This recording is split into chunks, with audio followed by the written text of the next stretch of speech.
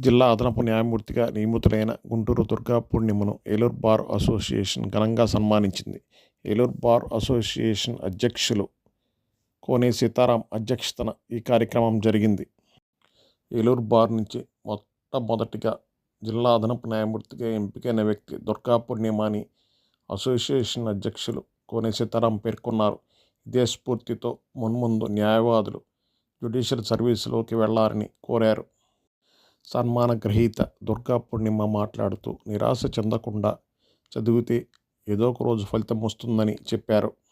Bar association ఉపాధ్యక్షులు కృష్ణారావు, ప్రధాన కార్యదర్శి నోముల రాముడు మాట్లాడుతూ ఎంతో కఠిన శ్రమ ఉంటే కానీ ఏడీజీ పోస్టు రాదని పేర్కొన్నారు. జిల్లా ప్రధాన న్యాయస్థానం పబ్లిక్ ప్రాసిక్యూటర్ నారాయణ, ప్రభుత్వ న్యాయవాది సుబ్రహ్మణ్యం, పీడబ్ల్యూసీ చైర్మన్ వెంకటేశ్వరరావు తదితరులు పాల్గొన్నారు.